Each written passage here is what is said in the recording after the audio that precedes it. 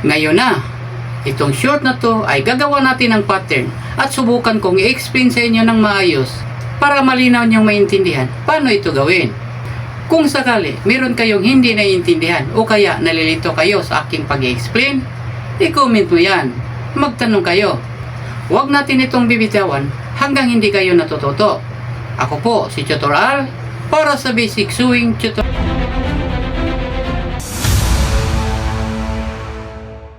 Ang sukat nating gawa ng pattern ay ang sukat nating kinukuha noong nakaraang araw. Pero mag-iiba naman ito dahil magdadagdag na tayo para sa tupi at saka sa garter. Tingnan nyo na lang. Magsimula na tayo. Ito ang ating pattern paper. Ito ang ating mga sukat. At ito ang short nating sundang tatabasin. Magsimula na tayo. Ito ang ating mga sukat. Cross 10 inches. Length 16 inches, waistline 29 inches, hips 34 inches, at ang bottom ay 20 inches. Simula tayo. Dito tayo magsimula. Ang una natin gawin ay magagawa tayo ng horizontal line at vertical line. Galing dito 5 inches, 5 inches naman sa kabila. Ito ang ating horizontal line.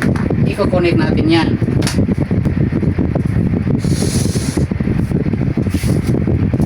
Tapos 4 inches galing dito, tanda natin, at 4 inches galing dito hanggang dito.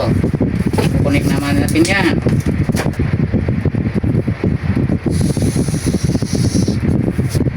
Bakit 5 inches galing dito hanggang dito? Nung nakang araw ay 3 inches lang yan. At 4 inches galing dito hanggang dito. Nung nakarang araw ay 3 inches lang yan pareho. I-explain ko sa inyo mamaya. Magsimula tayo sa unang sukat. Cross 10 inches galing dito sa horizontal line. 10 inches. Diretso na tayo sa kanyang length na 16 inches. At magdagdag na tayo ng 1 inch. Sa 17 tayo magtanda para sa kanyang tupi. Dito naman 10 inches para sa cross, 16 inches para sa length, at plus 1 inch sa 17 tayo magtanda para sa kanyang tupi. I-connect naman natin yan.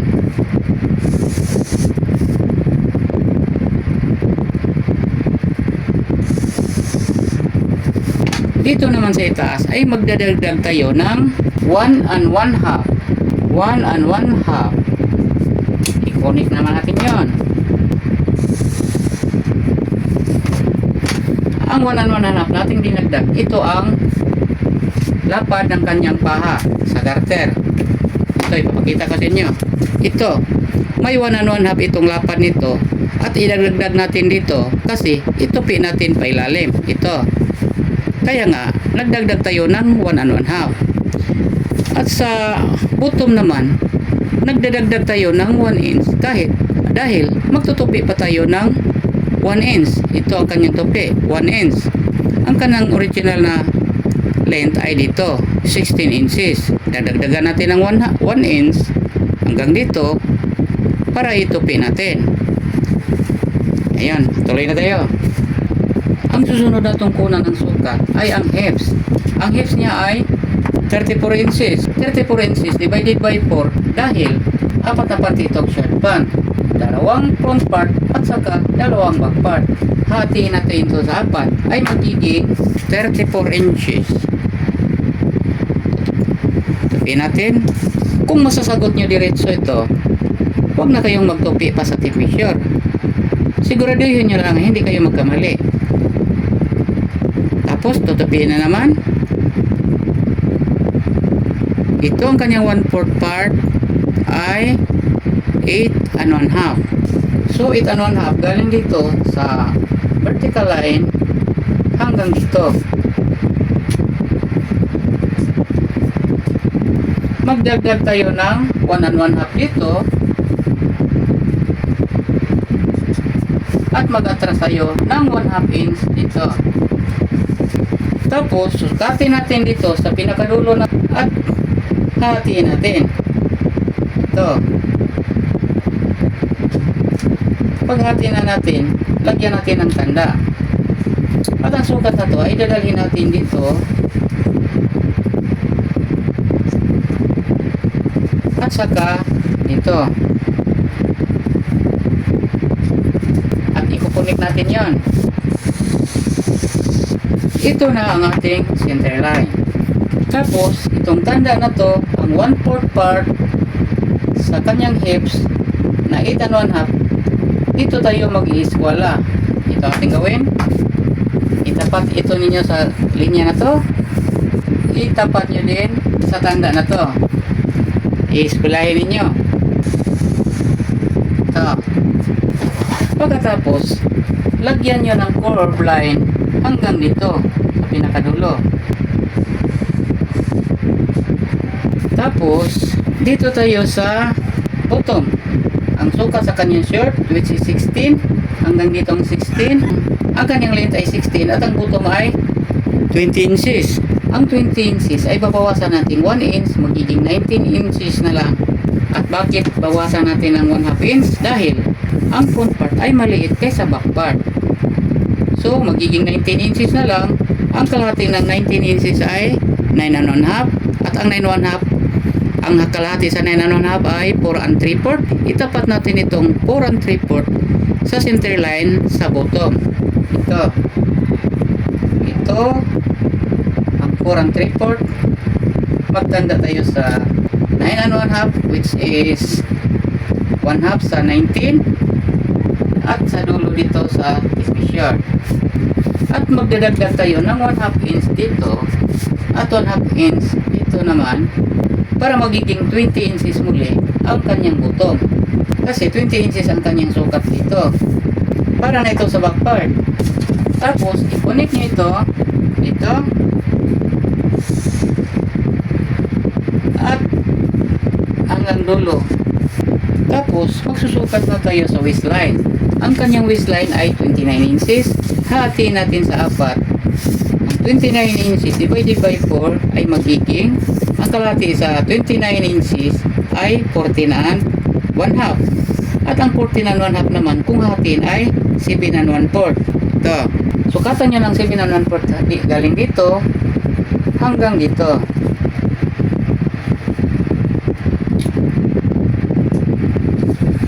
Ito ang kanyang waistline. At galing dito, magdadagdag tayo ng 3 inches.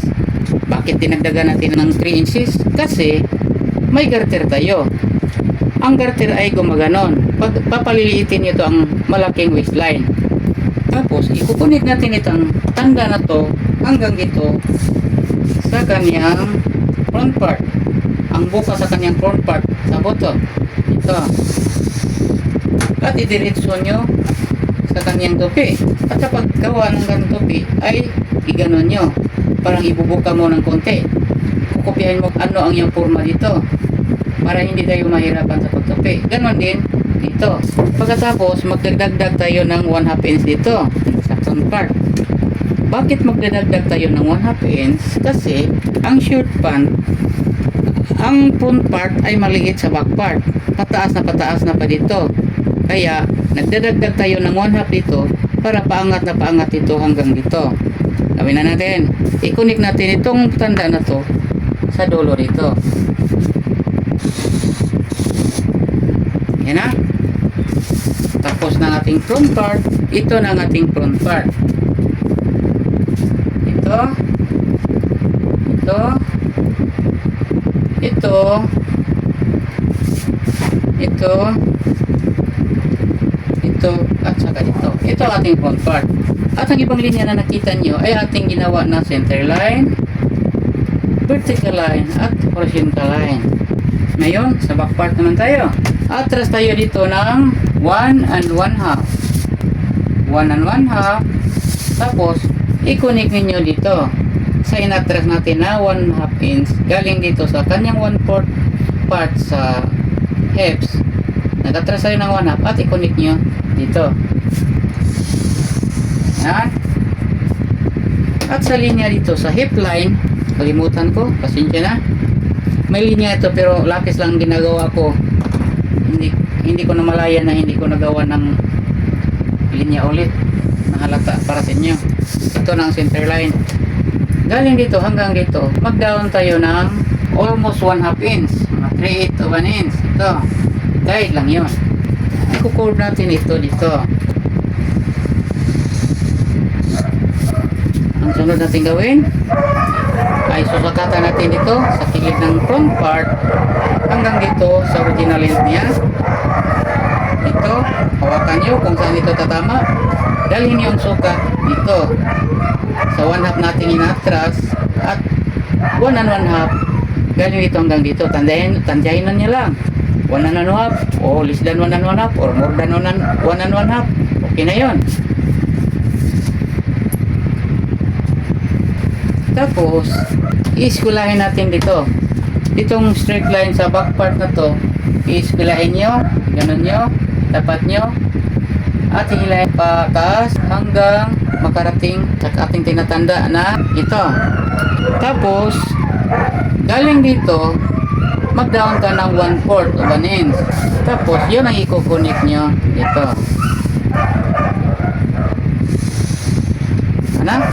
Tapos kunin na natin ang kaniyang sukat 29 inches plus garter.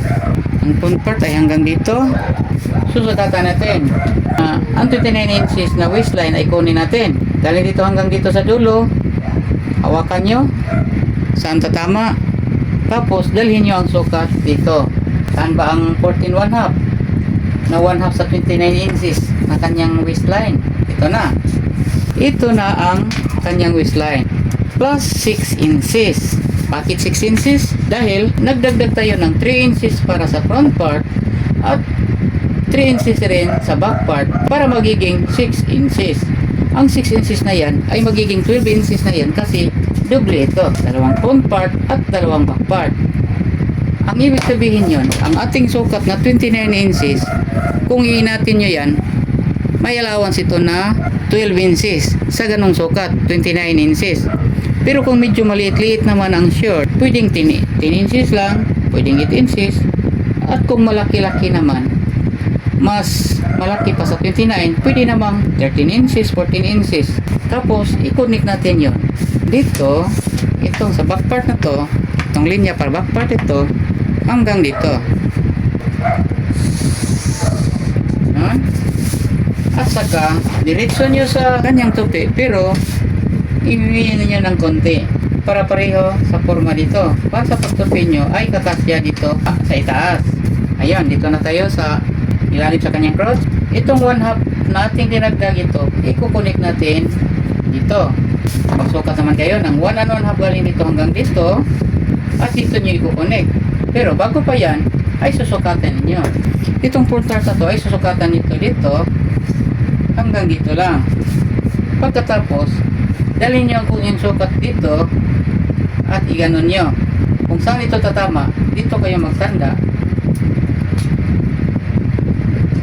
hanggang dito rin ang kanyang haba sa linya. Balik natin, saka dito at itong curve line sa back part na to ay tapat nyo dito.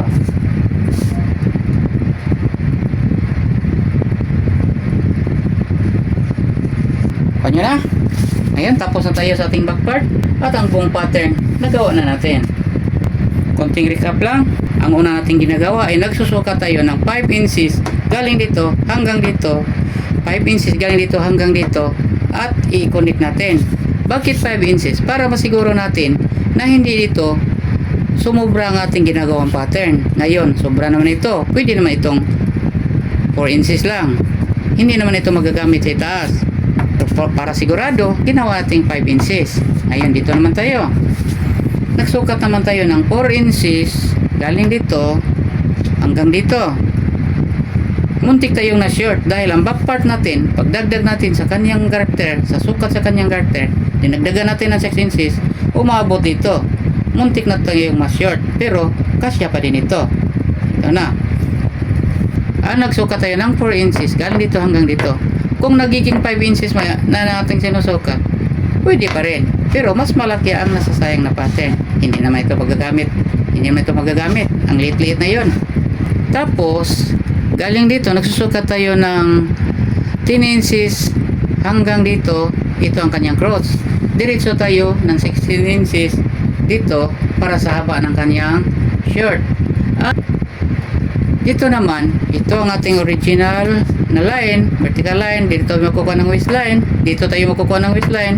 Dinagdagan natin ng 1 1/2 kasi 1 1/2 ang lapad ng garter. Itiritso naman natin ito. Tapos, nagdadagdag tayo ng 1/2 dahil pataas na pataas ang sukat sa front part hanggang sa back part dahil ang back part mas mababa kaysa ang front part ay mababa sa back part. Pataas na pataas siya galing dito hanggang dito sa likuran. Tapos, ito ang gilid ng front part. Sinusukatan natin ito dito at dinadala natin ang sukat dito para pag katapos natin ito tatabasin, itapat naman natin yon. Tatakipin naman natin yon. Hindi naman tayo nagdadagdag ng 1 1/2 sa back part kasi ang sinusukatan natin ay dinagdagan naman ng 1 1/2 ang front part. Ito na ang kanyang sukat. Kasali na ito ang 1 1/2 na garter kasi ang original na sukat niya ay dito sa front part. Dinagdagan natin ng 1 1/2. Dinagdagan naman natin ng 1/2 para pataas na pataas pa patungo sa likuran. Dito tayo nagkuha ng sukat sa kanyang back part. Ito. At ang kanyang bottom, ito naman. 20 inches ang kanyang sukat. Ginagawa natin ng 19 sa front part kasi pagkatapos dinagdagdag natin ng 1/2 dito at saka dito. Kung susakatin natin ay magiging 20 inches naman yon. Ito nating front part. Ito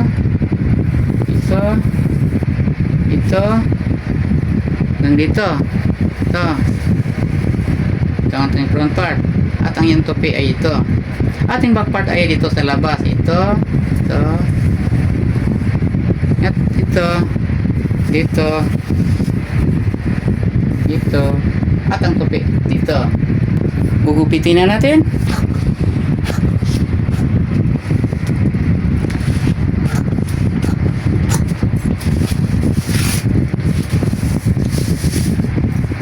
Ito ang back part. Hihiwalay natin yun mamaya. Pero pwede namang hindi. Kasi baguhan pa kayo. Hihiwalayin natin para maintindihan niya.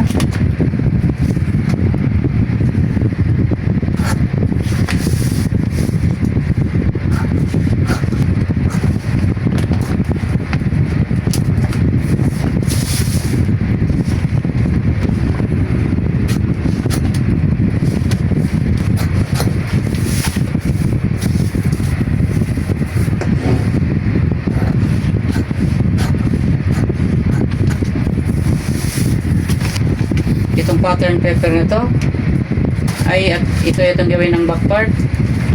I-duplicate muna natin ang back part bago natin gupitin ang back part na kasali na sa front part na pattern para magiging dalawa na ito. Ngayon, simulan natin. Ang dito lang ating i-duplicate kasi nasa labas ang kanyang linya. I-duplicate natin sa ilalim.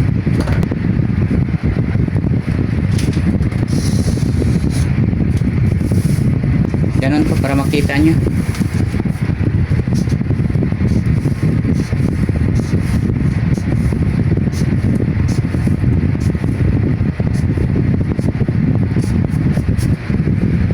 Ito na. Ngayon, gugupitin na natin ito.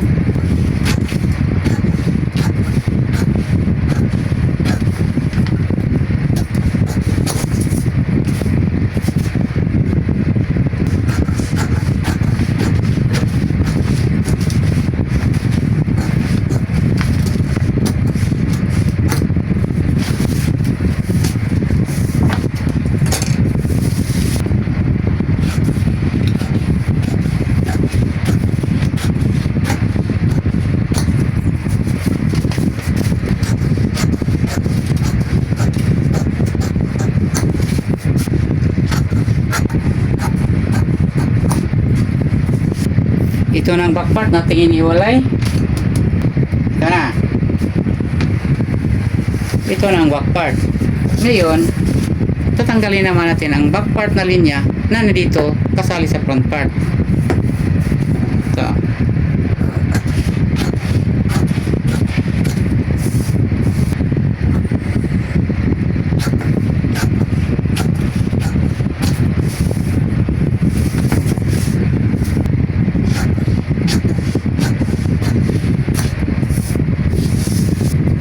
Ito na. Ito lang front part. Tinatanggal natin ang back part na kasali kanina. Ito yon kanina. Pero isang papel lang yon. Hiniwalay natin para hindi ka rin mahihirapan sa pagtaba sa tela. Kasi baguhan pa kayo. Pero pwedeng hindi naman ito hiwalayin. Matutunan mo rin yon. Ito ang front part. At ito ang back part. Sana naiintindihan nyo? Hanggang sa pagpapattern muna tayo dahil medyo mahaba-haba na itong video. Itutuloy ko yan sa susunod ko pang video. Tatabasin na nito at saka tatahiin. Ulitin ko, kung meron kayong hindi naintindihan, itanong nyo. Tutorial po para sa basic sewing tutorial. Good luck, good health, God bless.